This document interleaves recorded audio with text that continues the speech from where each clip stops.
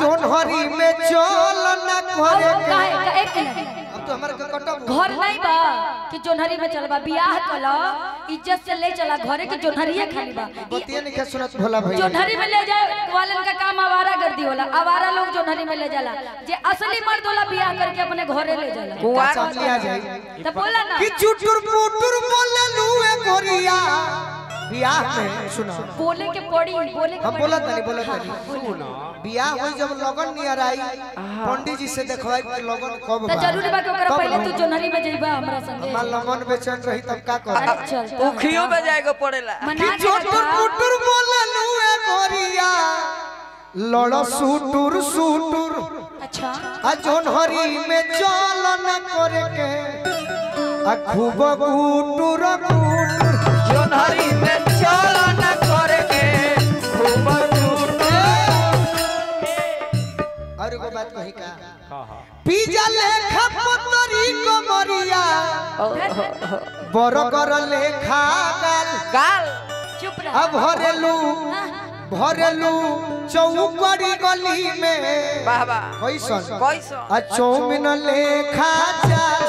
घरेलू चौपड़ी गली में चौमिन लेखा एगो बड़ा निमन गाना बता रहा ले कहीं हमरो भेगो निमन बा अरे उगल बाड़े चंदा मामा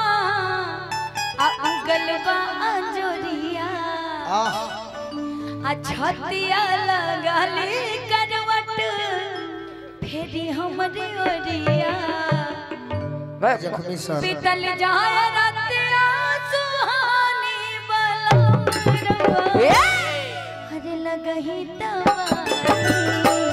पढ़ल जात मोर पढ़तानी बलमरवा लगही तवानी माइनर दे दो माइनर एक माइनर हेलो ए आवा ना इतना निमन गाना बा कहो माइनर में जाता रह एहू से निमन ले लो अच्छा कह गावना के रोतिया के सुनो सखी बतिया से जिया पयोइले जो सजान गावना के रोतिया के सुनो सखी बतिया से जिया पयोइले जो सजान कोल कोल पिया घुटवा उठवले सरमस सिहरल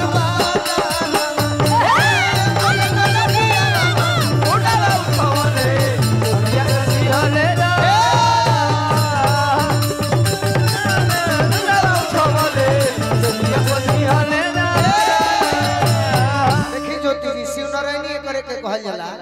ई जानतनी के गावेला के जे रविदास जी के मानत हुई अच्छा आ हमनियो के गाई ले जब कि इतना फास्ट में शत्रुघ्न भी अपन विदाई लेवे के चलते बजौले हम मेहनत प्रेम से देखे अरे ओ कौन नावर नैना नसीला हने आवा अरे रावर कितना मूड बना रहे देखिए ना हम आगे जा ना लगता जी जनी ना ना हम घूंघटा उठाई ना ना ना ना जानी ना हम भाई ना उठाई हम लाज लगता जी जनी घुघटा उठाई हमारा कोल कोल पिया घुटवा उठावले सरमस सिंहरल आए है कोले कोले पिया बाबू घुघटा उठावले सरमस सिंहरे दानवा आए है कोले कोले पिया बाबू घुघटा उठावले सरमस सिंहरे दानवा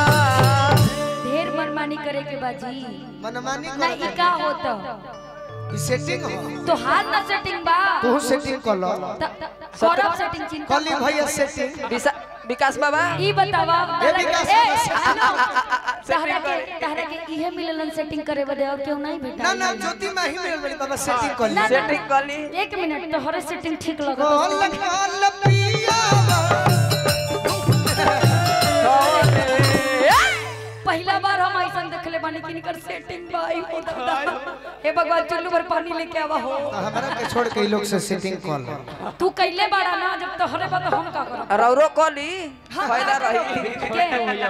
अरे हमारा शत्रुघ्न भैया से बात तू लागल चीज में ना लागे के चाहिए लागे के चाहिए के कहत अरे दादा हो दाऊद नैना नसीला दागबाज लागता जिया घुघटा उठाई हमरा लाज लागता जिया घुघटा उठाई हमरा लाज लागता और कितना तक पढ़ाई भइल बा काहे जी अब हमरा पढ़ाई पे कहा जाता नहीं एगो बात माने आईए भी भइल बा बोली ना आगे बोली एमए भइल बा पर्चा बताओ तो हाँ जी बागेश्वर महाराज जी लिखे जय हो तो ये से ज्योति जी कहत नहीं यही भोजपुरी का बागेश्वर बड़ा लिख दिया भोजपुरी का बागेश्वर बोलू हाँ, अरे एमए कोइलू ज्योति तो नियो में कुछ पढ़ा एमए कोइलू सुना हमरा एमे कैला बाबू ना भाई बाप तू बोला तर तो हम रोकत नहीं रोकत नहीं भाई अरे यार तो जैसा गाना चल रहा थोड़ा ना तो हमरा के कह ले तो अच्छा कह ले कहा तोहरो तनी से पेटवा भरिए एमए कोइलू ज्योति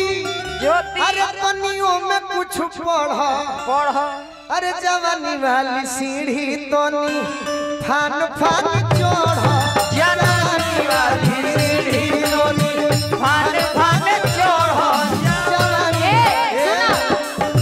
हिंदी में सुन ला जवानी का सीढ़ी फान फान के ना चढ़े चाहिए आराम से कैसे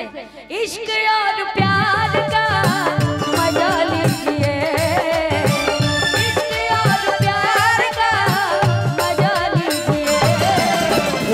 थोड़ा इंतजार का मजा लीजिए थोड़ा इंतजार का मजा लीजिए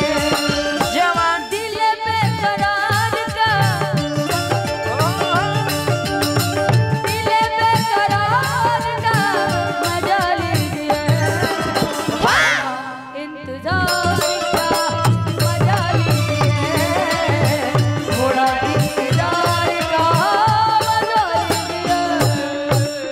कोई भी काम ना फान फान के कैसे हो यार एक हमारे फान फान के गिर जाई तो मुंह में टूट जाई एक आराम। मेरे समाज के भाई हैं अच्छा जो भी जेल में है जिनका नाम है मनीष कश्यप अच्छा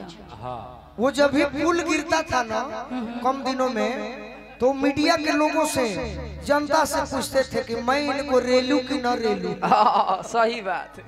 अच्छा तो आप मतलब मेरे लिए इन लोगों से ये बात बोलेंगे सोच समझ के बयान नहीं मैं उनको याद कर रहा हूँ अच्छा काफी दिन हो गया जाना था नहीं तो हर भावना के नहीं जाना मैं उनका सपोर्ट कर रहा हूँ।